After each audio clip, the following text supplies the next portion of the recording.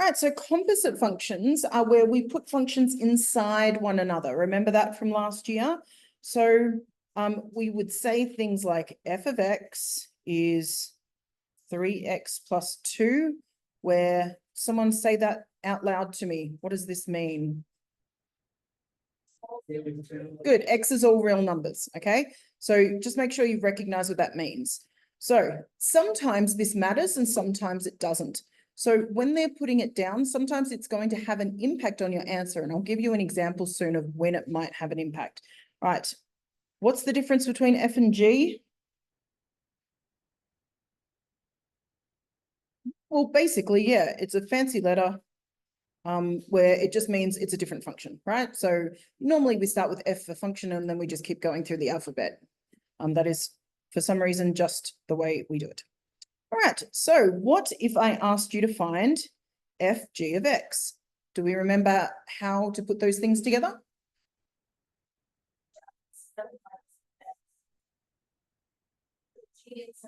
Okay, so I'm putting g inside of f. So I start with f, but whenever I get to the letter, I put the whole of g in its place.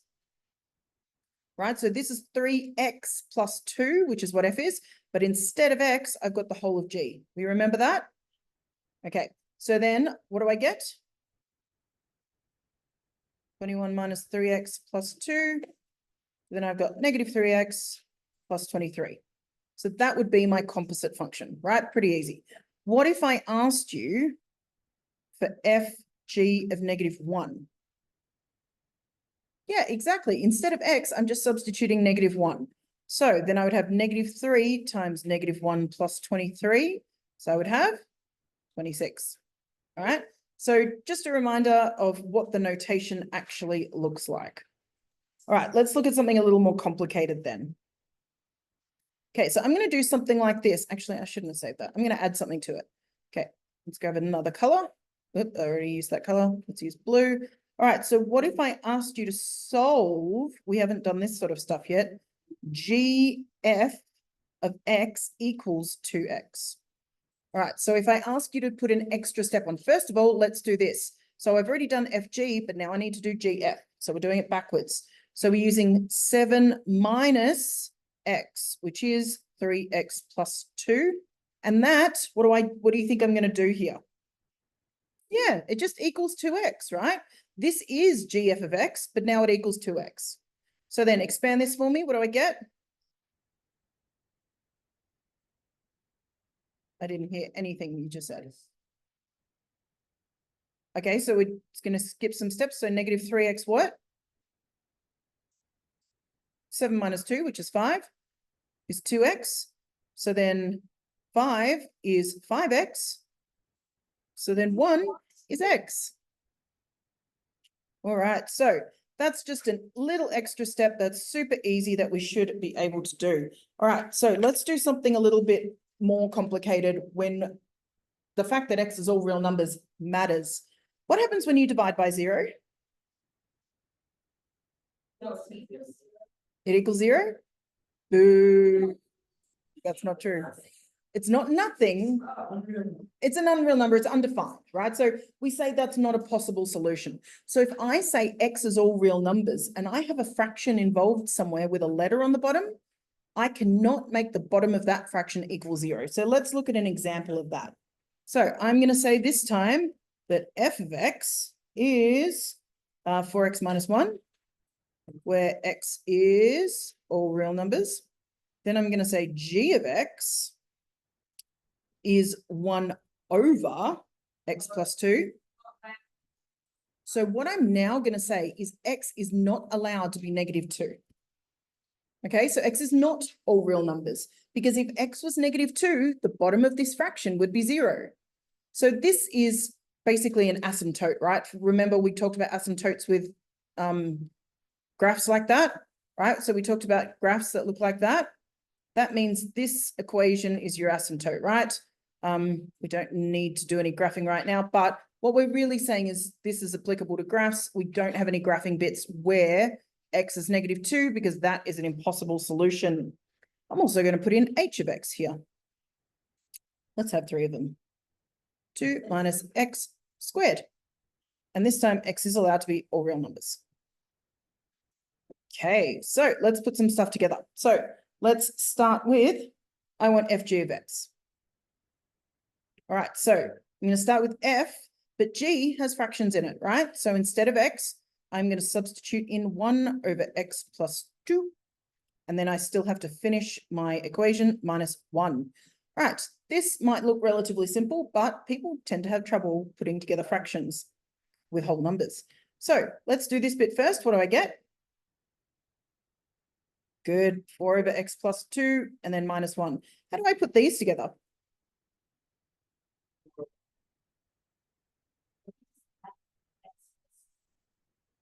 What do you mean by that? Yep. This is X plus 2 over X plus 2. This is 1. Anything but divided by itself is 1, right? And I need the denominators to match so I can put these things together. So I need to turn this into a fraction. So now let's go up here. What do I get? Okay, I'm going to keep my brackets to make sure that we don't screw that up. So then what do I get here? Actually. Boo. Well, how do I get rid of my brackets? Do I need them? No. Incorrect. What am I doing? Yeah, good. This is like a negative that needs to go on both of them. Minus X minus 2 over X plus 2. So what is it? 2 minus X. Can I cancel out any further? No, I cannot. So this is the final answer. You can only cancel out if everything is multiplying or if everything has it in common. There is nothing that all 4 terms have in common. And we've got pluses and minuses. They're not all multiplying. That's all we have. So that is FG of X. Okay, it was a lot of steps. What else? All right, I'm going to do one more.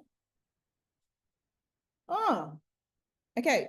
So, do you understand now that I've put this together, do my restrictions apply on my X values? Yes. What do you mean by that? Yeah, X is not allowed to be -2 still because that would make the denominator 0. So if they ask you for acceptable X values or domains, you need to say, you can't say X is all real values because X is not allowed to be -2. There is a gap in this graph where X is -2. Make sense? Yeah. So always, if you've got fractions, always think about what acceptable values you can have. All right, let's do something with H this time. All right, let's get rid of this. I know, I can see it. It's annoying me as well. Yep, it was annoying me too. Don't worry.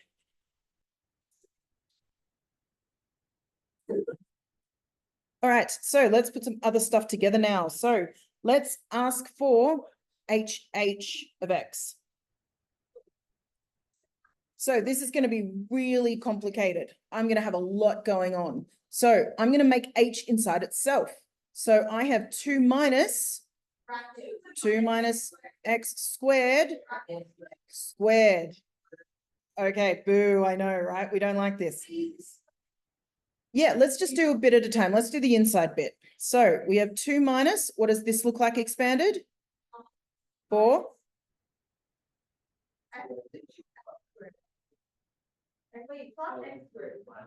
Good, well done.